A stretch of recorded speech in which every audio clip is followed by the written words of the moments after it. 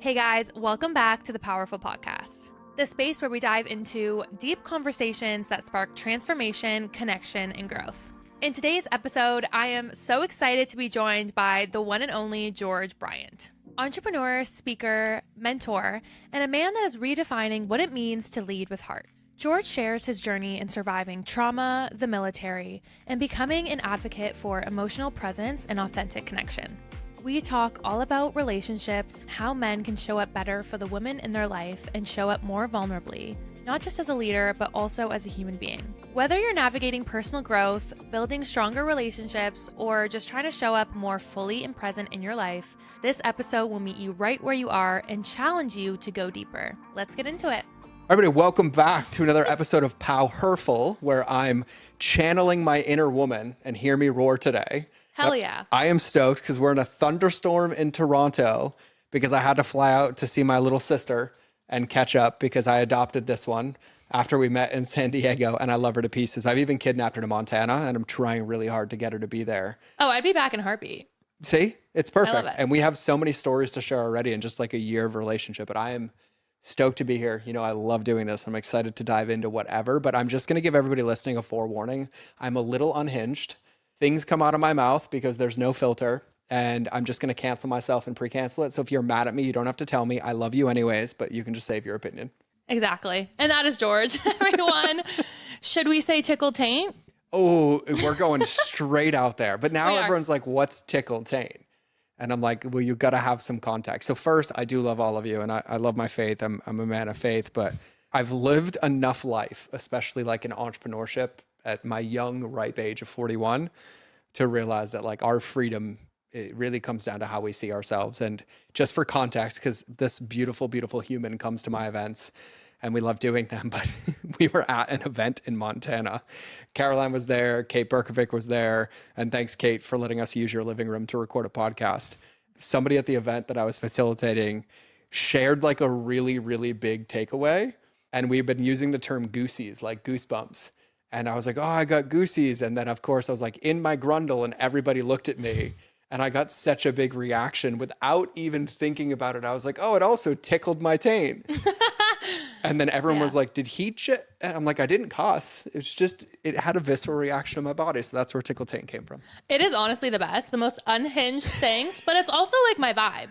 And as soon as I met you, I knew you were my vibe because we met each other, and I don't know how this happened. It was in like 5 seconds of us meeting. Mm-hmm. We just started talking about the most, well, to other people, unhinged, but to us, normal. Yeah. About the Matrix, third eye, fluoride in the water, fluoride in your toothpaste. Like, I don't even know how we started on those topics. It was just like our third eyes instantly connected. That's, you know what I mean? That's a good way to put it. I feel like if we had a hidden camera on the wall, it would have been everybody staring at us like these two belong in a padded room. And we were just communicating. I'm like, I don't know if I'm true, but I think about these things all the time. And I was like, plus I have this entire life history of being in the military for 13 years in the United States. And I'm like, so it really just feels plausible. So I just want to share it with somebody. And we went to town. We went in.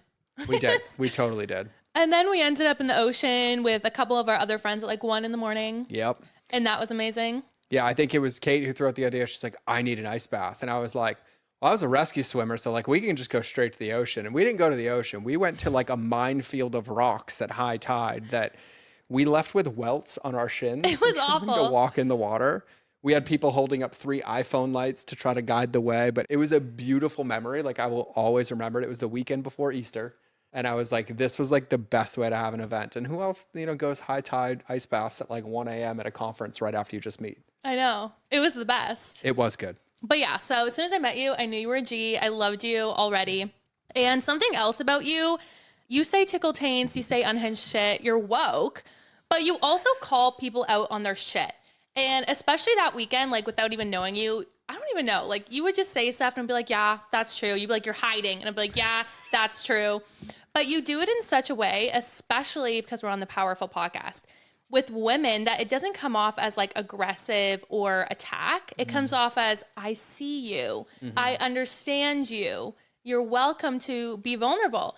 So how do you approach women in that way? Because I feel like with men, it's like rah, rah. But with women, you have to kind of approach it intentionally.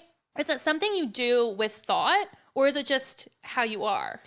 It's a great question. Can I unpack like all of it? Oh, unpack. Okay, because like this might be like a mini TED talk. So the short answer is it's not logical and it's not intentional. But where it comes from is I spent most of my life in reactance to pain, where when I was a kid and growing up homeless and being around drug abuse and getting bullied my whole life, like I just begged for somebody to love me. Like I just wanted somebody to like speak into me and let me know it was okay. And I spent probably 35 years of my life in survival mode. And I didn't get to a point of making people feel safe because I did it right. I got to that point by bleeding on so many people who didn't cut me for so long because I had so many wounds and I was so petrified of like being seen as a person. Like my value was never intrinsic. It was never like, oh, like you love me for me. It was always performance based or status based or how much money I made as a coach or how many companies I scaled.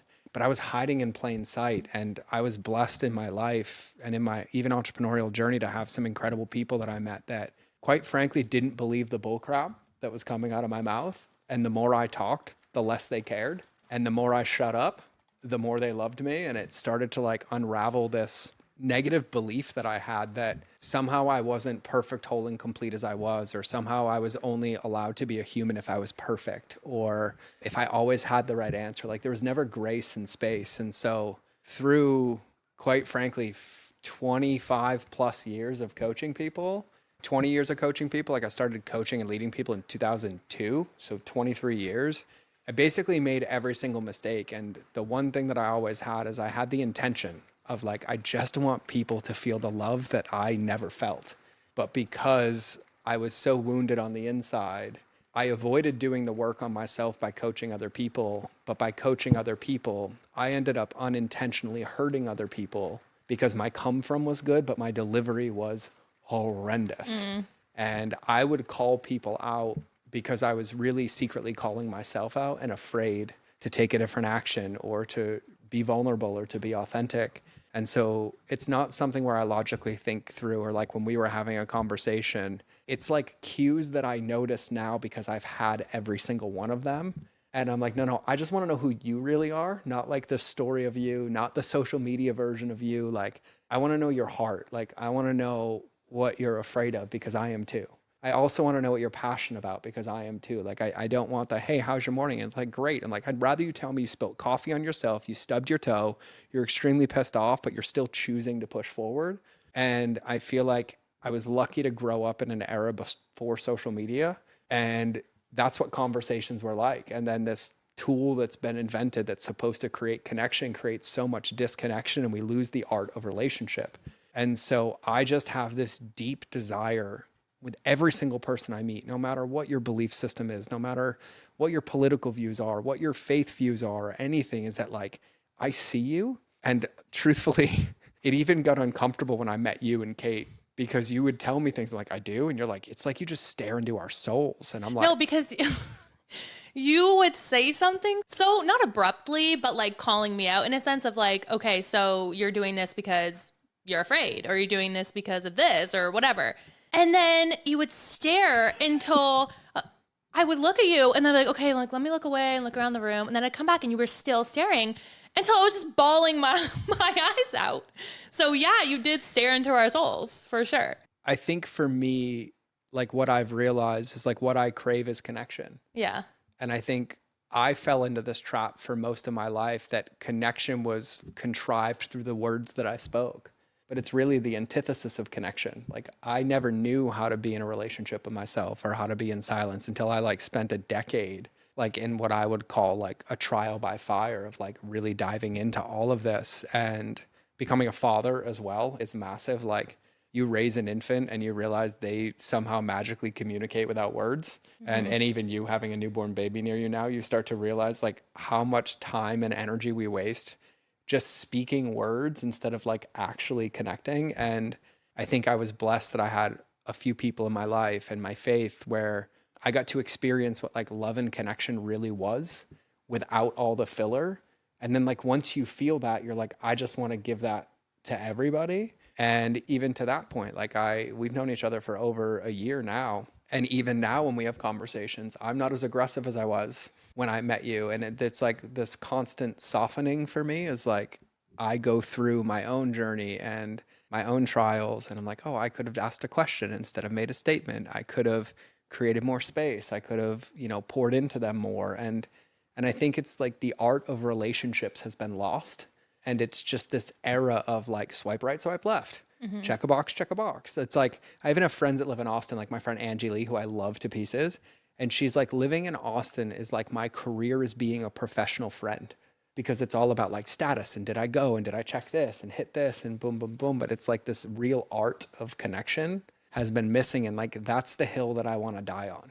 Well, you really do practice that too. Cause I remember in California, you weren't running this event. You were there to speak at a coaching event and say your piece, but you were the one there till like, I don't even know. I ended up going to bed. It was probably like 4 a.m. till you were there till speaking to every single one of the people attending the event, and the facilitators were nowhere to be found. They would show up for the show and then they would leave and disappear. And you were the one answering every single question, coaching them, being there for them. And so you don't just say it. I think you really do show it. And so I think that's what made me say, okay, this guy is the real deal. And also the fact that like you said, like you didn't hide. You were just like raw and open from the beginning about literally everything. Yeah, that might scare people off. But I think for me and for other people, it's like, okay, no, like finally someone's not just there for the show and the smoke and mirrors. It's like, here's a real human who is being vulnerable and spilling that out there. And I think that allows other people to do that too. And I think you also come in it from a way is like, I'm showing up vulnerable and here's all of my dirty laundry, so to say, so to speak. And you leave room for other people to share their dirty laundry in a really safe and welcoming way. Then you also, I think, nudge it out a little sometimes. Well, I think sometimes I do, right? But I keep going back to this point where I can think of so many critical moments in my life that were very hard and dark, of like overcoming addiction or being told I'd never walk again, or when I was suicidal. I truthfully just wanted like a big brother to come like bear hug me to the point where it hurt to get my attention and be like, hey, and like shake me and be like, stop. And I think all too often, I think as we progress in life and society right now, it's like people are craving connection, but it's like nobody practices it and knows how to do it.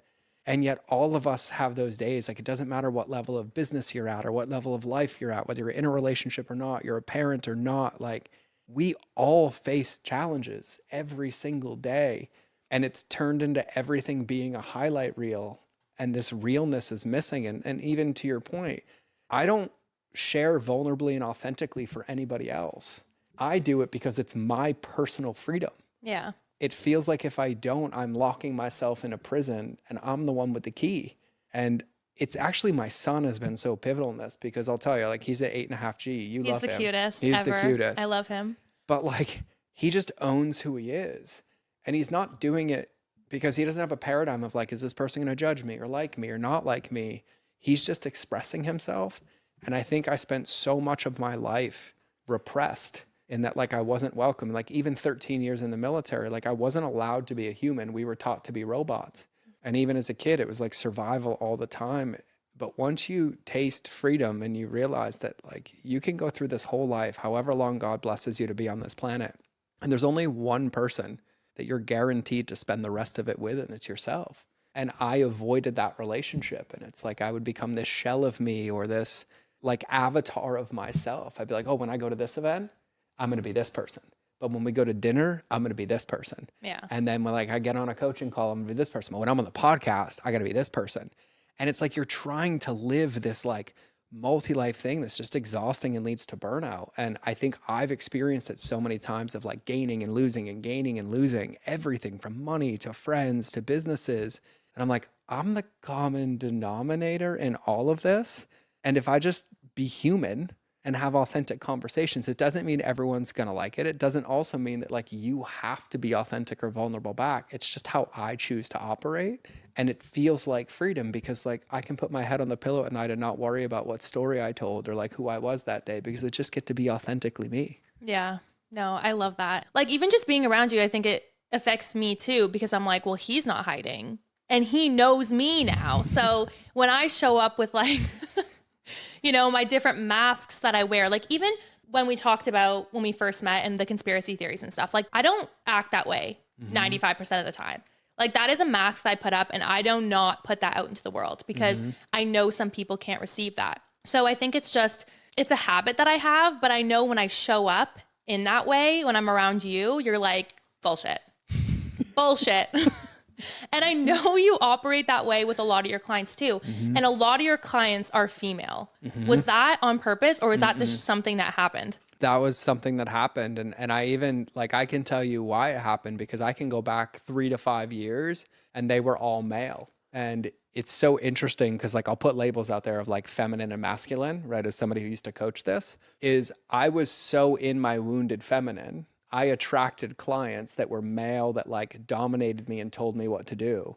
And then I really got to work on like healing my inner child wound and healing my mother wound and healing my own relationship with my emotions and my feelings. And then before that though, I was in like massive toxic masculinity because I got out of the Marine Corps where like I was rewarded for being disconnected, right? So it was like run through a brick wall at all costs. Like you get the job done, it doesn't matter who's there. So I like lived in wounded masculine, then I lived in wounded feminine. And then I ended up doing all of this work on myself, which there's never a finish line to it. It's something I practice every single day. And then it was like by accident, but really by alignment, then I started to attract very powerful female clients that were stuck in their wounded masculine. Right. And they're like, wait, you can actually hold space for my feelings. And it's okay that I share them. And like, you welcome me to cry. And I can still go be a BA in my business, but like, I'm allowed to be both. And like, now it's even interesting because in the last couple of months, now it's equal male, female, but the men that I have are emotionally grounded. They're connected. We cry on our calls. Then we get back into strategy. And it's just such this like projection of like what's happening on the inside. It was never by design, but the thing that I've been told over and over and over again, it's like everyone that I have are the ones that I'm friends with, even you and Kate and people that we all have relationships with, and even Stacy from the event. It's like, that's the first time I've been around a healthy man that didn't judge me for my feelings and actually welcomed more of them and then said, great, now like, are we going to get to work? And I'm like, great, let's get to work. And it's like having a teammate that can hold both sides because all of us, men and women, we both have a masculine and a feminine and we're supposed to be balanced in both of them. And it's something that's missing. And I had to walk through all of those trials. And I think the biggest thing that I've realized is that I was even as a man, my friends would be like, dude, you cry too much. Or like, I can't believe you shared that. Like nobody gets to know that. And I'm like, says who? You cried the first day I met you. First day I met you, I was in tears and I was like, but I'll just tell you to go look at kids on a playground. Why do you think kids are so emotionally happy? It's like somebody steals their tractor in the sandbox. They go throw a temper tantrum. They get it out. And 2 minutes later, they're best friends and hugging again. Yeah. And yet at adults, we're like, stuff it, stuff it, stuff it. And then we end up resenting people and resenting ourselves. And so I think at the core of it, underneath it, it's like people are craving connection and they're craving real. And I think we live in a world that claims to celebrate it, but it really suppresses it. And the moment somebody shows up willing to just be themselves, it's like a magnet for people. Because I think all of us are waiting for that permission slip to like be at dinner with our friends and one of us cry. I'm like, I need to cry too. Or like be upset. I'm like, I'm pissed too. And like relating on real, not all this like disconnected stuff that we see. Yeah, I agree. And I want to go back to something that you said about when you stuff it all down and how kids, they get upset, but then 2 seconds later, they're okay. That's something that I found with you as well. Like even when we were in Montana and I was having a hard moment, I remember we walked to like that lake and you were like, get it together. Not in an aggressive way, but like saying what I needed to hear. But then afterwards I was like, oh my God, he's mad at me. He hates me. But then you gave me a hug and I was like, wait, so he doesn't hate me? Like he's not mad at me. He doesn't think I'm crazy. And I think that just comes with being emotionally mature as a man. Cause as you said, like you will cry and you had other people judging you for crying, but you're like, I'm human. Like I can cry. And so I think that allows you to show up and hold women in vulnerable spaces to make them feel safe, especially at retreats. And this is why I wanted to have George on as well, is because something so amazing about you, which I don't think, well, actually I know a lot of men can't do, is be in a space where it's all women and you are the only male. And not only just a space, but like a space where women are facing their darkest fears and limiting beliefs and processing trauma and going through really vulnerable moments and crying. You are there as the only male, which I think is so special and incredible for you to have that ability. Do you feel like when you're in those spaces, it's a lot of weight on you? Like it's a lot of pressure? It's a great question. You're really good at this podcasting thing, by Thanks. the way. Yeah, we all got to keep hyping Caroline up and get her going. Like you're really good at this. It used to. And the reason is, and I'll own this all day, to what I shared earlier, is one of the reasons I worked so hard on the term would be holding space for people is because I wanted to give somebody the love and the support that I never had. But I would accidentally cross a line, not with them, but with myself. And I would say, well, it's my responsibility, when in actuality, it's not my responsibility. And so over the years, through a lot of trial and error, I've realized that, I can meet you so far, but I can't jump in it with you. And so now I wouldn't say it's heavy in the lens of holding it. I feel it all. Like you've actually had the experience of seeing me at the end of a day. Yeah. And you see me go sit in a corner and I'm getting emotional thinking about it. And I feel every feeling that they had. And it's also feelings that I've had in my life. But it's the reason I love doing what I do. And I look at it in a really interesting lens that I learned as a personal development coach like a couple decades ago.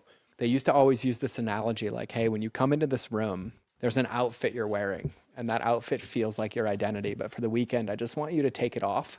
And I want you to pretend you don't have it. At the end, you can take it with you. And I realized that I don't have the ability to do this, but like I can create space or ask questions or have conversations that give people a permission slip to take that outfit off. And in doing so, sometimes I'm like, hey, I'll take it and I'll wear it so I can't give it back to you. And at the end of the day, I'll go burn it, right? And you don't worry about it. Like it's completely handled. And I hate to admit this, but I used to have a joke and everyone's like, what's your job as a coach? And I was like, you ready? I can give it to you in a sentence. I was like, my job is to get you to hate me so you no longer hate yourself. So you love yourself and realize you loved me the whole time. Mic drop. And that's kind of the essence that I have coming into it. And then over the years, I feel like even as a human, like I still feel like a baby and how effective I am at coaching and communicating. And I never want to have it mastered because I don't think you can. I think it's this pursuit of it.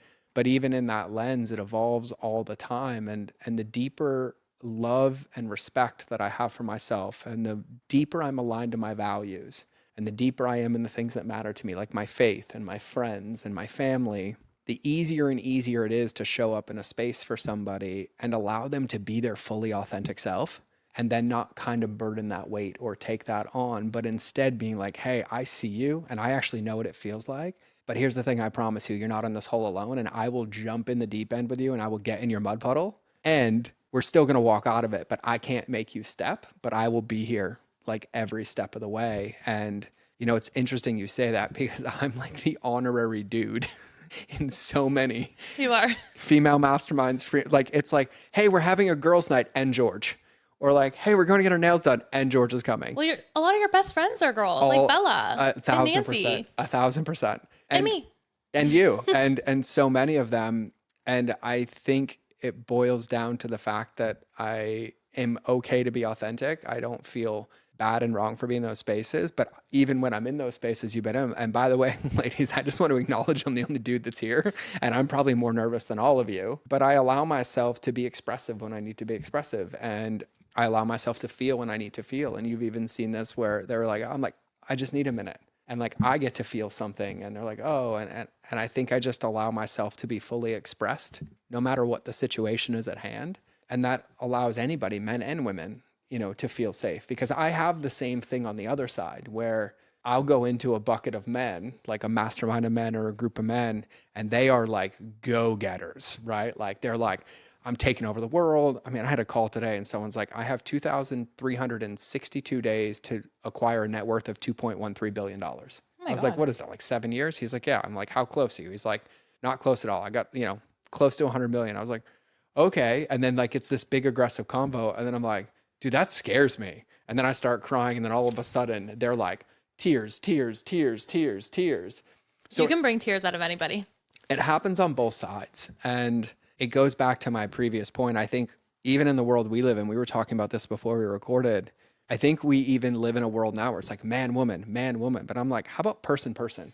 Well, let's just say it for the podcast. I was saying to George, I really want you on the podcast, but like it's PowHerful podcast. Like I think I got really stuck in this bucket of like, how am I going to expand the guests that I have on when there's people that I really want to talk about who are really incredible, but do I always have to transition it into this really forced way of like, you're on and you're amazing, but woman. Yep. And I see it differently. And this is somebody who like, I used to run a mastermind that was all men. And then I actually had a coaching group that was all women. And I've been in both buckets. And I'm like, yeah, there's different industries and there's different spaces where it's totally fine. But like rigidity does not exist in the human experience. Like, can we be a little gray in the middle, right? Like it doesn't have to be black or white, right? It can be both and it can be predominantly. But I think there's this human element that's missing that, yeah, whatever your job is or your role is, or however you see life or see politics or any of those things, the one thing that we all share in common is we're all still human beings. And I think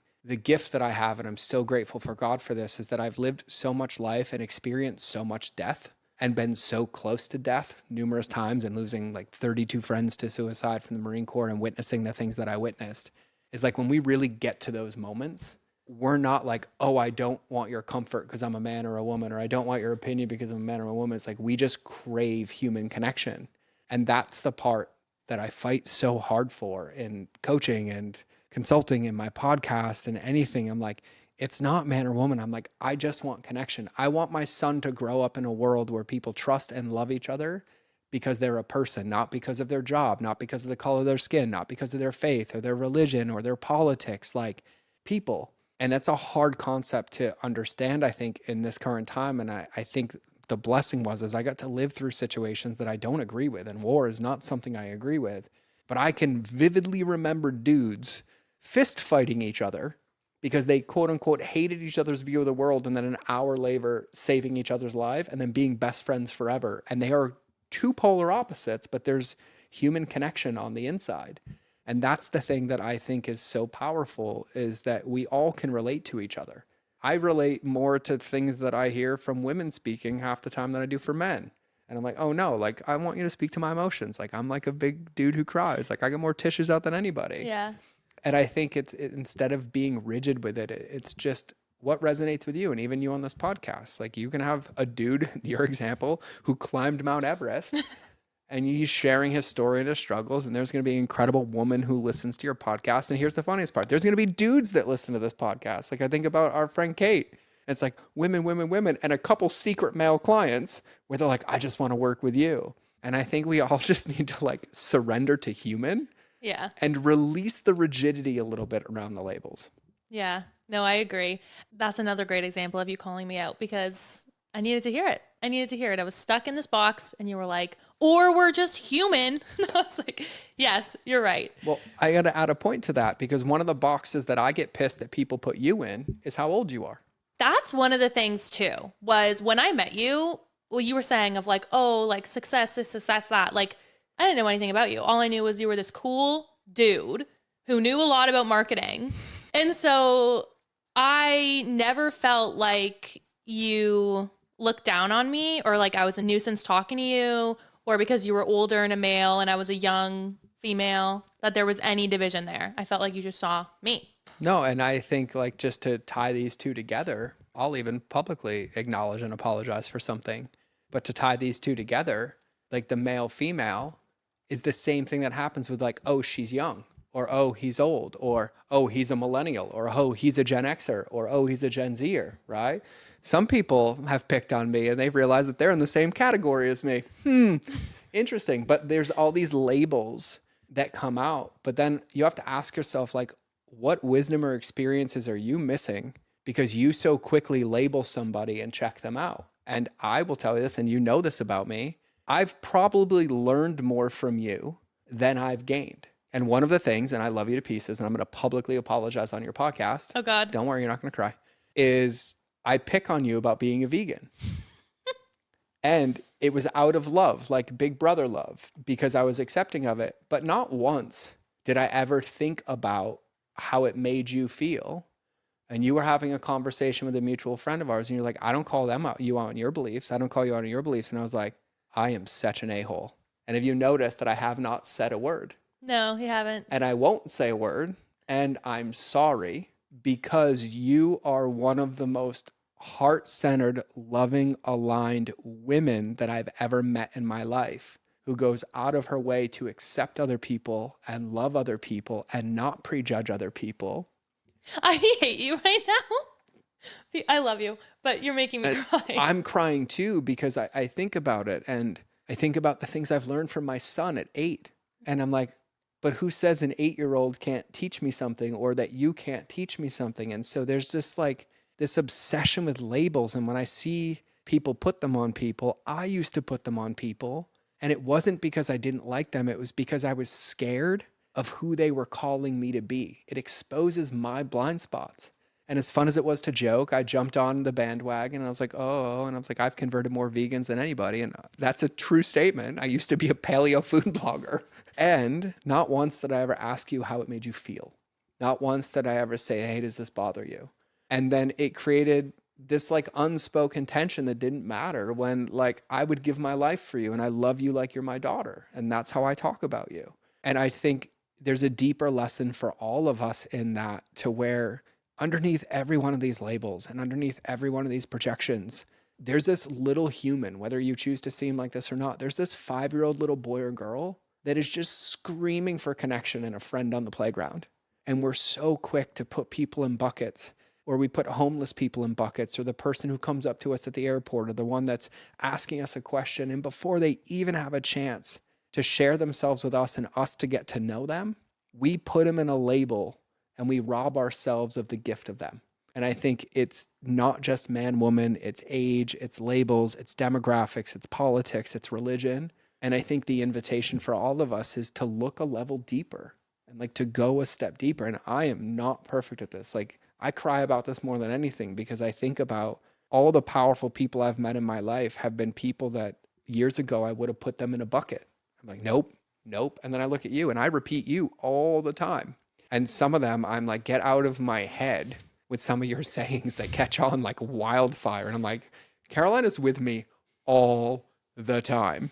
That's funny. But we've had some of the most profound conversations that have come on the other side of those, like, he hates me, or she doesn't like me, or do not play Jenga with us together. It gets dangerous. I was going to say, we'll save our boxing matches for Jenga.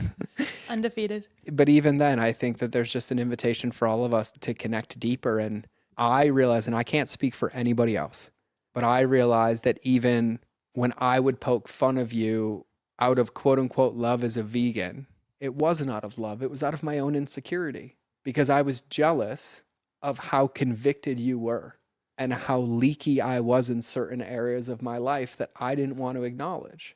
And you standing in your power changed me, but it took me time to realize how I was trying to break you down to get you to eat meat and finding ways to do it, because I didn't want to look in the mirror and realize that I have the same thing, except I'm not as convicted as you. Like, you've taught me more than I've ever taught you, in my opinion. I mean, thank you. I appreciate you saying that. I don't know how much I would agree, because you have definitely taught me a lot and pushed me a lot. And I've had insane growth moments just being in your presence. But I really do appreciate that. And this is exactly why I wanted to have George on the podcast, because he is somebody who can meet you at your level, take accountability, and is just so emotionally mature as a man. And it's so incredible to be witness of, but to also be entangled with and to have a friendship with someone like this.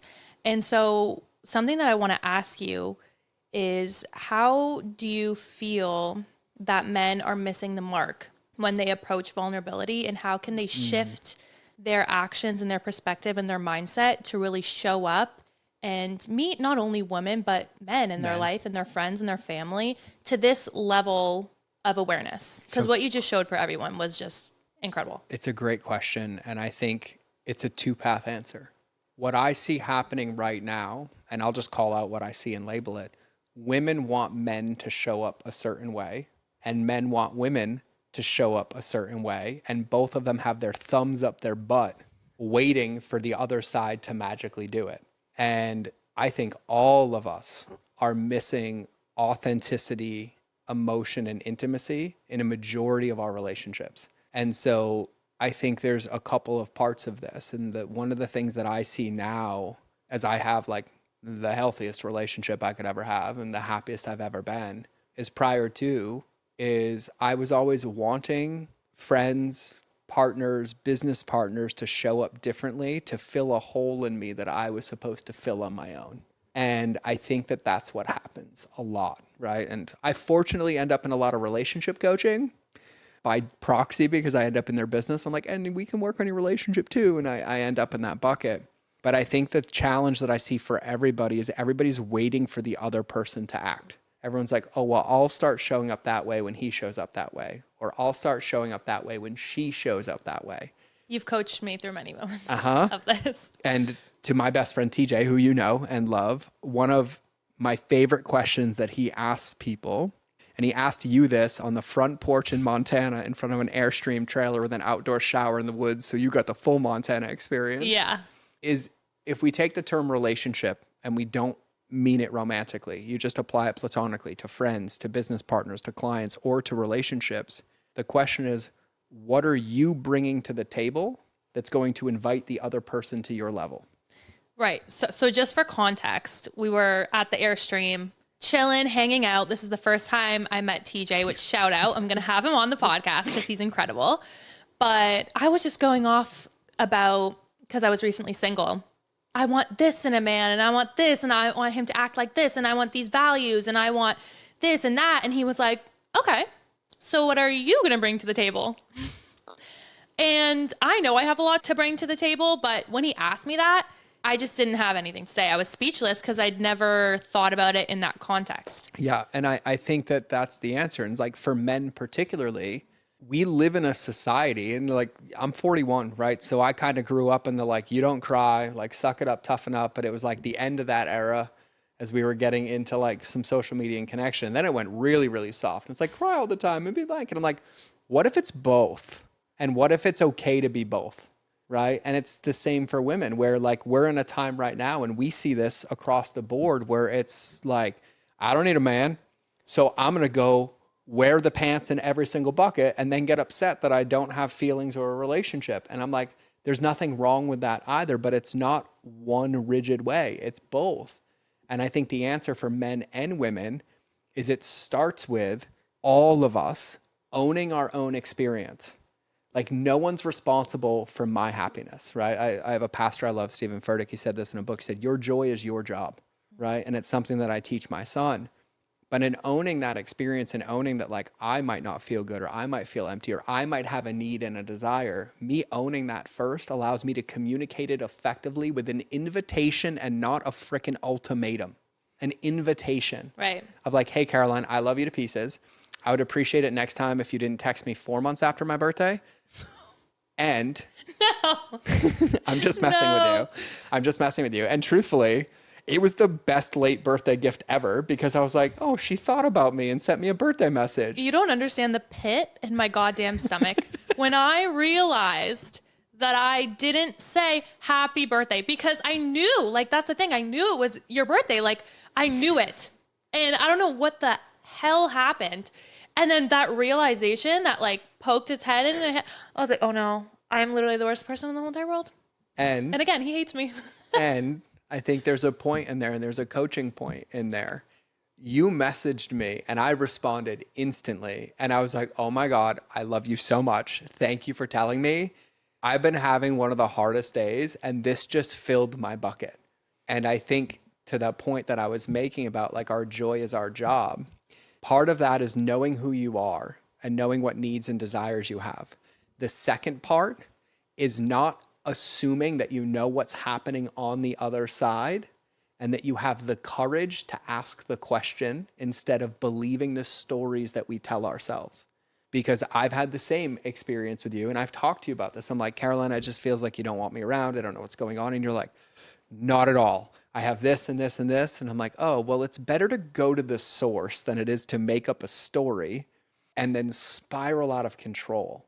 And so for men and women, number one is owning our part in all of it. Like every relationship, friendships, romantic, business, it's not 50-50. It's 100-100.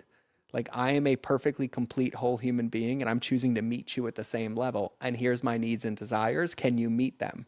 Yeah. And it starts there. The second part is not operating like you know when you've never asked the question to really understand what's happening. And so you can only ask those questions if you're aware of who you are. And there's men I know. I have some of my best friends that don't cry as much as I do, but they can communicate their feelings way better than I can because I'm like sobbing my way through and snotty down the face. And they're like, so what you're saying is like you just feel overwhelmed and disconnected? I'm like, yeah, that's a way cleaner way to say that. And he's like, awesome. But I think that it all comes from us building this relationship with ourselves. And there's this saying in the personal development world that I hated, especially when I was going through it as a student. And they always used to say it to me, they're like, give away what you want to get. I'm like, what the heck does that mean? And they're like, well, you want love, right? I'm like, yeah. They're like, well, go give love away to somebody else. I'm like, I can't, I'm empty. And they're like, that's the point. And they're like, you want somebody to compliment you. I'm like, yeah. They're like, why don't you go compliment somebody else? And I was like, oh, and it took years of drilling this in my head to realize that in relationships, our job is to lead in every relationship, no matter what, not masculine, feminine roles, but like if there's something that we desire, something that we want, we either ask for it or we give it away to somebody else because that's on the goodness of our heart. And that's how you grow as a person. And so we have to know who we are and love who we are. And that doesn't mean you love yourself perfectly, but it means that when you look in the mirror, the first thought is not critical and you flex the freaking muscle of making it beautiful. And then once you have that, you have the ability to communicate. And if you want more feelings and you sit down with your friend, like, I miss you. Can we spend one night a week together where we have no phones, no nothing. We have a glass of wine and we play a card game where I get to share my feelings. Or can you just text me like once a week and tell me you love me? And they're like, yeah, 1,000%. And once we know who we are, we can make those requests. And I think we also have to release the expectations that people know how to read our minds and they know how to magically show up the exact way that we want them to show up. Because me being like, hey, Caroline, as your friend, it would mean a lot to me if you texted me once a week. You don't know if that means, hi, how's your day? I'm just taking a moment to speak into you. I'm like, hey, Caroline, I would love it if like at least once a month, and I'm going to even do this on my side, if you could just send me a text that said, hey, I'm thinking about you and I love you. Nothing more. If you want to share more, great. But if I can communicate my need and then you can agree to that need, then expectations are met and we're operating on the same field and I can always readjust them. I think I learned that from you too a lot, was the communication thing. I don't think I communicated as effectively as I thought I did. I thought I was such a good communicator, and really I wasn't at all. Same as what you just said. I build these stories up in my head with me not texting you happy birthday for 4 months. As soon as I realized, I was like, oh my God, he probably was like, Caroline didn't send me a happy birthday message. I sent her such a beautiful one. It's been 2 months. It's been 3 months. Oh my God. Came up with this whole story. And I was like, I can't text him. This is so embarrassing. He probably hates me. I create these stories in my head, and then the actions that follow are based on the stories, but not based on reality. Mm-hmm. And then the other thing with the communicating your needs, I just assumed in my head, well, they should know. Like, they should know how I'm feeling, or they should know it's this way, when really they can't read your mind. Like, you have to communicate that effectively. So that's something I really learned from you as well, is that exact thing mm-hmm. of like, no, you're not communicating at all. Mm-hmm. And everybody has a different why underneath it, right? But we make these stories and we spin these stories and we're like, oh my God, they don't like me. They don't like me. And I'm like, says who? But a lot of the times we stay stuck in that because we're afraid that they actually might not be able to meet our needs. And so we live in purgatory all the time, over and over and over, instead of creating, shared commitments or shared communion or communicating effectively. And I think that that's probably the other big thing that I think all of us struggle, myself included. I think having a son has been like the greatest blessing because you have to clearly communicate to a child, like what your needs are, what your desires are. And he'll even look at me and it's like, Dad, what does that word mean? And I'm like, touche. Got it. But then he'll communicate with me. He's like, Dad, here's exactly what I want. And I'm like, he is such a better communicator than me. Like, he tells me clearly, he doesn't care what I think about it. He doesn't care how I feel about it. He just tells me what's on his mind. And that's like this art that's been lost in communication. And I see it as a business coach. It's the number one challenge that people have in their businesses, is that everyone's operating under these false pretenses instead of just communicating. And I'm like, can we talk? Right? Can you send me a text? Can I ask you a question? Can I share my desire with you? And I think that that's probably the biggest solution to what 99% of the challenges that people face are. Absolutely. And communication, just for the record, is also not just words. You know, one of the things that made you uncomfortable when I met you is like, you're staring into my soul. And that's because it took me most of my adult life to realize that being seen is like one of the greatest gifts that you can give another person. It's not looking down at your phone and being like, good morning. It's like taking the moment to pause and like look into somebody's eyes and say, hi, like, how are you? And be present with somebody. But, you know, for everybody listening to this, communication is not just like, oh, I'm telling these words. I'm like, it's be present, like be in the moment, like take a breath with somebody, right? Dudes, if a dude listens to this, or ladies, give this to your man. One of the best things, and this was one of the best piece of coaching I ever got, and I don't know why I feel so called to share this right now, but I feel like it's going to help somebody. And ladies, if you're telling your man to do this, yeah, just tell him to do it, right? Because I already know what most of your disagreements look like. Your man comes home, you're in a conversation with him, and you have a feeling or a complaint or something that you want to share, and you get frustrated and pissed at him because the moment you share, he goes to default fix mode, and all you want him to do is listen. And he doesn't know how to do that because he's a dude. And the first thing a dude wants to do is fix it, right? It's their love language. But one of the most powerful things you can do as a couple or even with friends, and if you can't do this with your friends, I'd invite you to have a deeper friendship with your friends. But I want you to just find a friend, find your partner, find somebody that you love. And I want you to make a commitment that you're going to sit with them for like a minute. And I want you to look into each other's eyes. And all I want you to do is match your breath. I just want you to stare at the person's breath in front of you, and I want you to breathe at the same cadence that they're breathing. No words, but just practice this muscle of presence, because this saved my life. I use this more than anything else in my life, and it was given to me as like a relationship hack of like, hey, your partner's gonna get pissed at you, right? Like, you're gonna upset the feminine, you're gonna get her riled up, she's gonna yell at you, she's gonna scream. And I was like, what do I do? And he's like, you're not gonna believe me. He's like, when she's yelling, I want you to look at her chest, and I want you to find her breath, and then I want you to stand there and not move and just breathe at the same cadence she's breathing. Probably one of the number one quote unquote hacks that I've ever had in my life. And you've actually seen this at events where someone is like really upset, or they'll be mad at me because I said something like tickled taint. And they're like, did you just say that? I'm like, sorry. And instead of speaking, I will just pause, and I will use their breath to calm my breath to be present. And then within a matter of seconds, it's like the energy completely shifts. And that's communication as well. Like only 7% of communication is verbal. The rest of it's nonverbal. And we try to default to talking so much instead of presence or being in somebody's space, or, you know, like, you know, you've been in the car with me. I don't have the radio on. I drive in silence. And I'm like, we're going to stare at the mountains of Montana. And if we have nothing to say, we're just going to be in each other's presence. Yeah. To what you were saying about the eye contact, that shit is the scariest shit I've ever done. He does these exercises at his retreats where you have to stare at a complete, essentially stranger. Like, you've known them for what, like 3 days, 2 days? Stare at them and say all the things that you love about them. And I remember the first time I did this at your event, it was the most uncomfortable thing I've ever done, but turned into the most beautiful and growth moment thing I've ever done. But then, like, at your next event, I was like, I don't want to do it. I was like, I don't want to do it. I had so much anxiety because even though it was so incredible, just the initial fact of like, I have to stare someone in, and I'm saying in the eye, like you cannot look away. Like, you have to stare in their eyes. You can't even blink. You can't breathe. You have to stare into these people's eyes. And I remember saying to you, like, I'm just going to film. And you're like, no, you're going to sit. And I'm like, I'm here for content though. It's my job. You're like, I don't give a shit. Sit down and go in front of your partner and look at them in the eyes. And so just having to do that exercise, even though it's so uncomfortable, really is such a wake up moment. Because exactly to the phone thing, like, I was in a relationship, and after being exposed to so much, being exposed to you and your eye contact and these exercises. Like we would wake up in the morning and the first thing he would do is grab his phone. Mm-hmm. And I was like, yeah, maybe it's not verbal communication, but it's the eye contact, it's the presence. And I was so frustrated. I felt so isolated. I felt unwanted.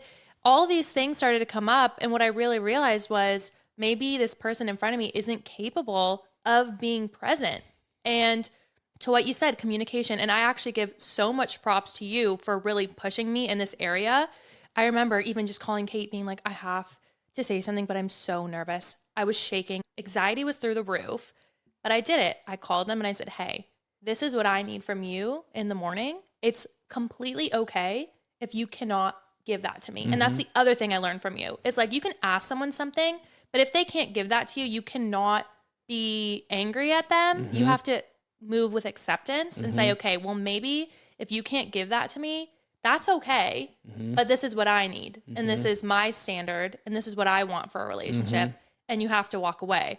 So that's something I truly feel like would not be possible to do, but even be aware of Mm-hmm. consciously, which is crazy to think about because I thought I was like, okay, I'm awake.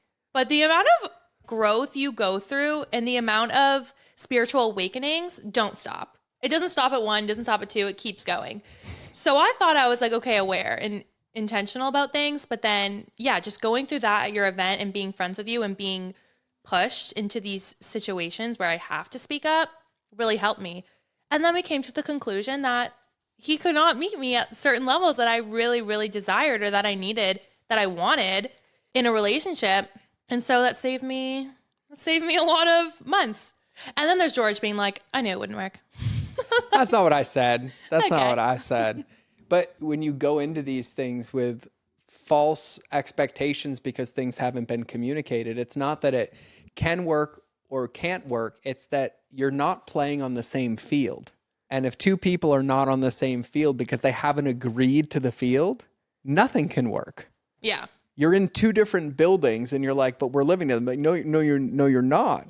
No, you're not. Just like you and I in our friendship, where I'm like, I never set out to like coach you. I'm like, I just love you, right? If you need anything, I'm be here. But we've had moments where you've been afraid to talk to me. And then you do, and you're like, well, I don't know why I made such a big deal out of that. I'm like, and I'm crying with you. And I'm like, thank you for sharing. I don't ever want you to feel that way. Like, I love you like you're my daughter. And you're like, oh my God, yeah. And then I'm like, cool. And then we get there, and then I'm like, hey, wake up, punk. Stop. What are you doing right now? But it's just this constant communication. And you made a valid point of like, you like to use the term woke, and I love it.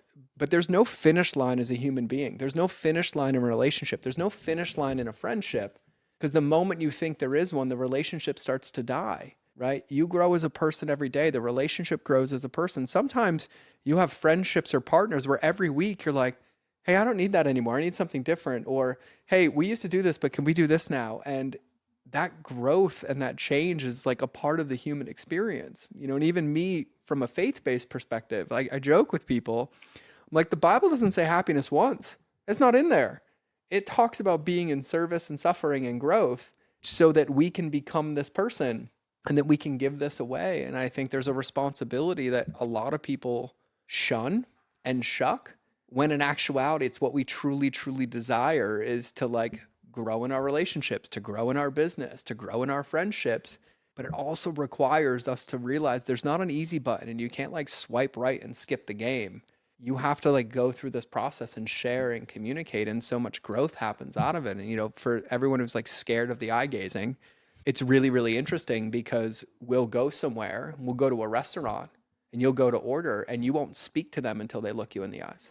Or you'll be in a conversation with somebody and then they'll look away and you'll stop speaking, and yet you're like, oh, but I don't want to look somebody in the eyes. And I'm like, but you also don't like when somebody won't look you at the eyes. That's true. And so it's these muscles that we don't use. And the more you practice them, just the more present you can be. And like to my previous point, like you have a baby around you right now, your sister's baby, right? How old? Oh, she's like not even a month. Yeah, not even a month. But how precious is it when she looks at you and you just can't look away, right? It's something that we're born with, is this desire to connect. And yet it's the one thing that we all avoid doing. And there's so much power in it from just being there with somebody. It's just like, even when people are yelling at each other, the one thing they're not doing is looking at each other. And if you just slow down for a minute and like truly, truly connect, magic happens. But one person has to be willing to lead that dance. Yeah. And the other thing about that exercise, which by the way, I'll give you a cheat code. If you had just simply said to me like, George, I'm so excited to do this, I'm going to partner up with this one, I would have been like, Caroline, get your phone and get content. But you're like, hey, I'm not doing this. I'm going to film content. Like, oh, you just told on yourself all day. One of the things that you said to me, I'll never forget, because I have that crazy like photographic memory, is you're like, I don't know what to say to them, right? I don't know them. And that's the whole point of it. Yeah. And then by the time you're done, I think you were with John in Missoula, right? From John. Yes. I love John. Love you, John. The biggest bear hugs. Biggest bear hug. You didn't know him and know what to say, yet when he shared after the things that you said to him, because you trusted yourself, to know yourself, to just allow yourself to speak, because there's nothing wrong you can say, and that it drastically supported him and helped you see him for him to see himself. And then I looked over and he's speaking into you of somebody who doesn't know you, and you're bawling your eyes out. And I think the deeper part of this is that we think we hide and like the world can't see us, but really we convince ourselves that we're a different version than the beautiful, loving version that we are. And we just don't give people the ability to speak into us because we don't want to hear it. And eventually you can break that wall down enough where you're like, give me all of it. Like, I'll take in all this juiciness. But it goes back all the way to right what we said at the beginning, where we're allowed to be a human being. It's not a perfect human doing. It's not a robot human doing. I can say something and be like, that didn't land. I'm like, oh, I'm so sorry. Well, I'm going to say this again and say this again. And we just get to allow ourselves to be human and be in relationships.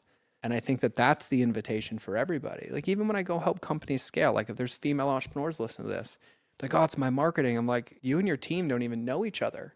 And they're like, oh, yeah. I'm like, what do you just spit tasks to them all day? And they're like, yeah. I'm like, but do they know who you are? Like, and then I'm like, do a team retreat. Just take everybody out for wine and getting their nails done. And then the next day they're like, I have a new circle of best friends and magically the company's working. And I'm like, imagine that, right? Like, there's this level of connection that we skip out on because we get so transactional or so go that we lose out on the big secrets.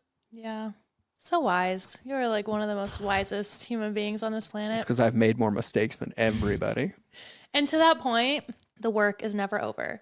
Ever. And something I want to end on, because this is one of my favorite sayings or quotes, I don't really know what it is that you say, is same reps, different depths. It is one of my favorite things. And I say it a lot. I always quote you. I'm like, to my friend George Bryant. But it is truly one of those things where it's so simple, but you hear it and you're like, whoa, like that tickled my tank. You're so good at this podcasting thing. I don't want this to end. I would do this with you all day. Okay, we'll do a part 2. You're so good at this. For everybody listening, it is something I say because I've realized, and like, I study history, I study psychology, right? Like, I've lived a lot of lifetimes just through the experiences that I've had.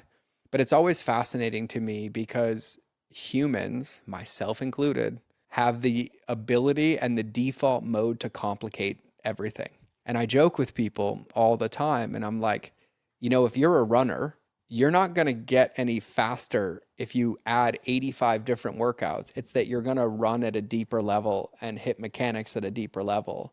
And like, you look at the world's strongest people, it's not because they're doing 85 different exercises at the gym. It's because the 3 that they're doing, they've mastered and gotten better at every single level. And you look at like a high level chef, and I always joke with people, what's the difference between a chef at a restaurant up the street and a Michelin star chef if I give them the same ingredients? The Michelin star chef will use less of them in more ways, and yet they'll win a Michelin star, and the up the street chef will throw all of them in the ingredients and be like, oh, there's where you have it, right? So this same reps, different depth is, if you take even some of the context of today's conversation of, I'm just going to communicate my feelings.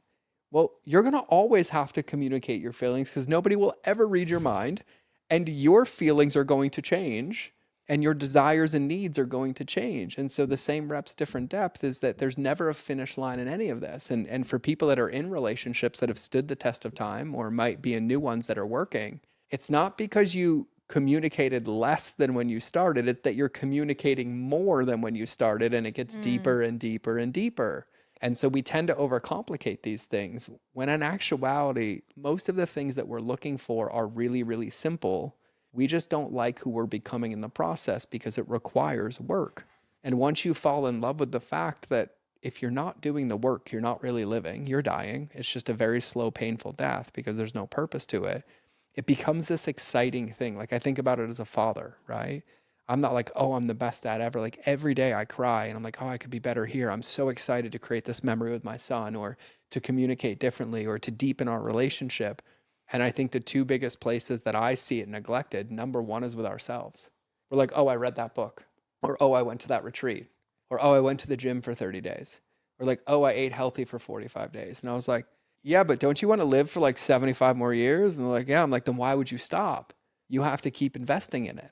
And I think the number one neglected place that answers a lot of the questions that have come up on this show to the men that want to connect or women that want to be more in touch with their emotions or communicate differently, that starts with giving that love and energy to ourselves and keeping those same reps and deepening our experience and deepening our understanding. Like even with me in faith, I've read my Bible and I'm going back into it. I'm like, oh man, I don't know any of this.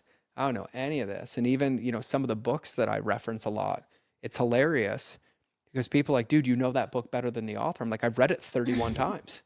And like, why? I'm like, because I don't have it mastered yet. I'm not going to complicate this. Like this works. I'm going to get better at it and better at it and better at it. And you're probably getting a new experience because you're Every coming at single it from a time. new level of understanding, right? Every single time. And so it's no different than like in our friendship.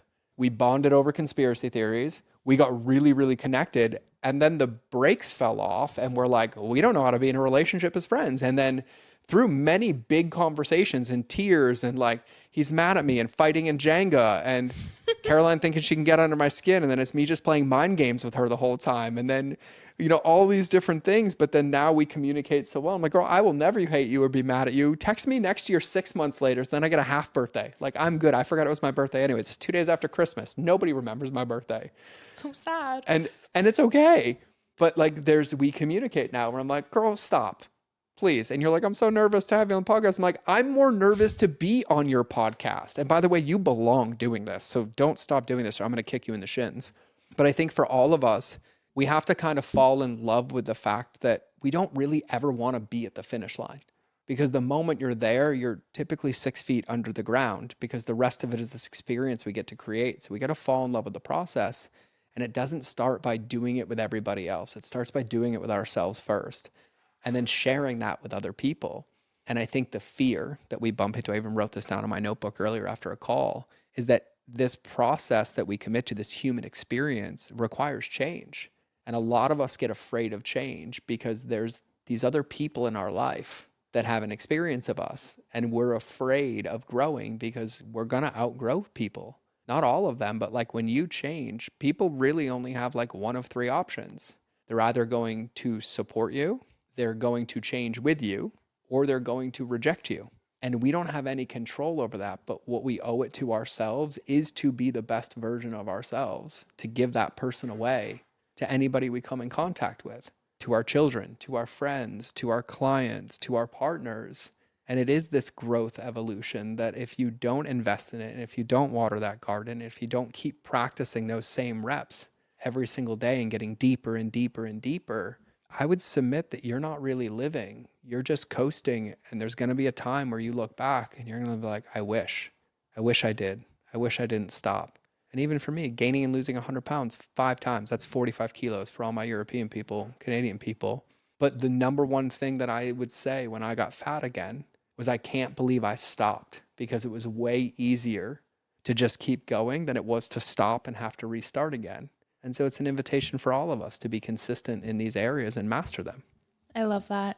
And it's so true because I feel like all the stuff you're pushing away and scared to face, all of the pain, all the hurt is really your key to feeling all the positive things on an even deeper level. Oh, So like, you're right. It's like, you're not living to the full extent that you can in the way of feeling things. All the pain you're avoiding is all the opposite end, all the happiness or the pleasure you're avoiding to feel that even deeper. 1000%. Carl Jung said it better than anybody. And he said the tips of your branches can only touch up to heaven to the depths of your roots in hell. That. And it's this beautiful, beautiful thing because I think everybody listening to this, yourself included and myself, we can think of moments in our life where like, this is it. This is what's going to break me. Now we can't even remember the moment, but we have new capacity or new perspective because we went through it. And like none of us go to the gym and we're like, oh, I went to the gym for an hour. I didn't sweat. I'm not sore. I'm getting stronger. We'll go get on a treadmill and run. And the moment it gets hard, we're like, oh, I'm getting stronger right now. Keep running. And then we feel good that we did it. But then when it comes to our own stuff, we're like, don't want to feel anything. Nope, don't want to get stronger. So I wonder why this muscle keeps dying. Yeah. It's just choosing to have an empowering perspective. Like one of the other things I say is that our perspective is the difference between our prison and our power. It's not that life is happening to you. Your life is coming from you. And what dictates that result is your perspective. Do you see what I mean? Like you spend an hour with this dude and your mind is blown about 50 times. I've spent a lot of time quieting the demons that lived in my head for so long because it wasn't easy. It wasn't like, oh, you go to war, you lose friends, you spend 13 years of your life in a system you don't agree with after, growing up basically homeless. But I also realized no one else was coming to quiet the noise. Like nobody else, to your point, was coming to unpack that thing that I didn't want to face. And I overcomplicated everything in my life to where I'm like, oh, I can't open that door. I can't open that door. But yet on the other side of that door was everything that I ever wanted. And like, I hate to say I live with regrets. I don't live with regrets. There's a lot of lessons. But there were doors that I refused to open. Like a tangible example, like a friendship where I'm like, oh my God, I haven't talked to them in 2 years. We did business together. They probably hate me right now. And this just happened 6 months ago. My business partner in a company that I own, when my divorce started and got ugly and there was a lot of stuff happening and my personal stuff was off, we fell out of contact. And I still own part of the company. He's been running it for 2 years. And I was like, can't text him, right? And this went on and I was like losing sleep over it. And the same thing happened with my brother who was homeless for quite a few years. And I would cry myself to sleep. I'm like, I miss my brother, but I wouldn't text him because I was afraid of the response I was going to get on both sides. And like 6 months ago, I was praying really hard and I was like, God, like, what do I do? And he's like, I'm not giving you the same answer again. Like, pick up the phone. So I picked up the phone and I sent a video message to both of them. Now, I want you to know, I didn't sleep for months. Like, I'd wake up in a nightmare about my brother. I was afraid that Craig was going to get pissed at me and reject me and tell me all these crazy things I was making up. I sent him a text and he's like, dude, I've had it on my list to text you for a year and a half. Like, what are we doing? FaceTime me right now. And then we cried together for like 45 minutes. I'm like, I love you. He's like, hey, here's the kids. They miss you. Boom, boom. And it was great. And then I had that gave me the courage to text my brother. And I didn't hear from him for a couple of days. And then he didn't text me back. He called me. And I was petrified to pick up the phone. And I love my brother to pieces. And we had the most beautiful conversation. He's like, hey, I have an incredible job. I'm out of debt.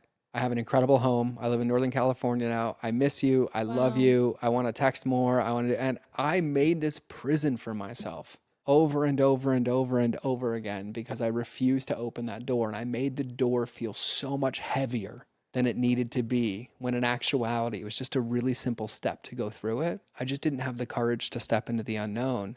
But once I did, I started to realize, and hundreds of examples in my life, is that no matter what, the door's going to get opened. So it either gets proactively opened by choice and there's a moment of fear, or it gets opened by pain and there's a whole lot of residue that you have to clean up after. And you realize that you wasted a lot of time, a lot of energy, and a lot of missed opportunity because you wouldn't just send the birthday text, or you wouldn't pick up the phone, or you wouldn't be like, hey, can we talk? Or, hey, I'm sorry I picked on you and I didn't support you. Life is not worth living in that purgatory. It's just worth having the conversation and opening that door, because on the other side of those conversations, on the other side of those choices, on the other side of those moments or habits and the things that we choose is the path to become the person that we dream and desire to be, that you're worth being, but nobody can make you walk through it. It truly is all a choice. And I thank you so much for pushing me to always choose better, especially with the podcast. As George was saying, I was so nervous and I still am. I think it's just pushing me to really grow in a certain area that I feel like I have a lot of lack in, especially with speaking up for myself. I find that it's really hard for me to do sometimes. So being forced to sit in front of a camera and just speak my truth is something that is not easy for me. So this is definitely a growth moment. And I really appreciate you in pushing me to do so and supporting me and being here with me on this couch because Always. it means so much to me and I love you so much. I love you to pieces. Thank you for bringing your vulnerability and your honesty and just your good vibes. And you are the best. In us fashion, we've talked our head offs and I love it so much. I could talk with you forever. Do you have any final parting words for the audience today? Any wisdoms you'd like to share? I mean, you've shared insane wisdoms, but anything else in that brain of yours? So the first thing I just want to say is thank you to you, but also for anybody taking the time to listen. And I don't believe in coincidences or accidents. And I think one of my biggest fears in life is that someone listening, or even you in this conversation, just because you've shared things that have landed for me that I want to take action on, is that we hear something that inspires our heart or brings us clarity, and then we let it become shelf help instead of going to execute it or shift it today, because there is no tomorrow. It's like right now. And so first, like, thank you for giving me the time. Thank you for listening. Thank you for sharing. Thank you for supporting Caroline. But I'm going to pre-thank you for choosing yourself and doing that one thing that landed for you, or that one thought that you're like, where did this come from? Well, I call those nudges from God. And the more you ignore them, the louder and louder he gets. So just pick up the frickin' phone. Okay. And the parting piece that I would give everybody, and I can summarize it really, really quickly, is that we spend a lot of our times in our heads or hiding or in inaction, avoiding the one relationship we're guaranteed to spend the rest of our life with, which is ourselves.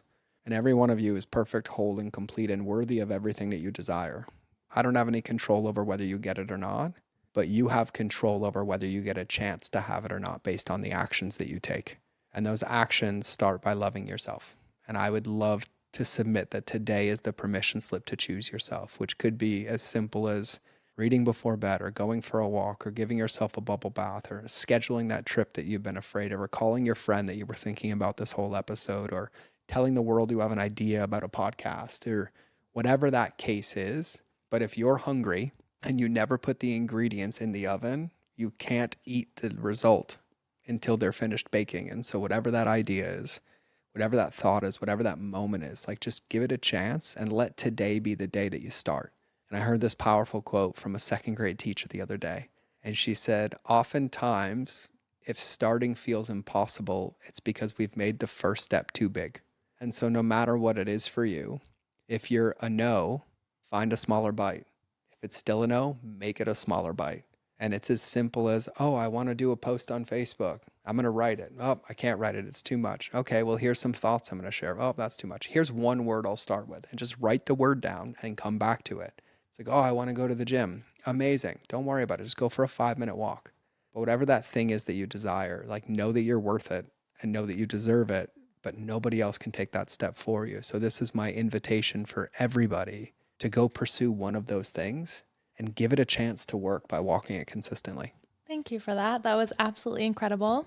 If you guys want to connect with George further, which you absolutely should, I will leave all of his info in the show notes for you. And also, do you know when your next retreat is? We're looking at July-ish, and then another one in September, October in Montana. In Montana, both? And in Montana, both. And just so everybody knows, you will see the pinkest website you will ever see, because I'm a man who loves pink. Where's your pink water bottle? Oh, pink. I didn't drink water all this episode. Water, pink. We love the pink. You guys absolutely need to check out his events. They are life-changing, not only on a business level, but also on a spiritual level, mindset level, personal development level, and connection level. I feel like that's the theme of this podcast, is connection. We love it. We love it. I'm going to have you on my podcast too. You're going to have to, everyone's going to have to go see the pinkest website ever. But thank you for having me. Thank you for doing this. You belong in this bucket. So keep doing it. And everybody listening to this, don't ever let her stop. Like, support her, share this, send reviews, send your friends, like, make a girl and dude party, make like a pitch party to like keep this going. You are so good at this. Thank you. You're welcome. All right, everybody. Have a good one, and we'll see you on the next episode. Doodles. Bye.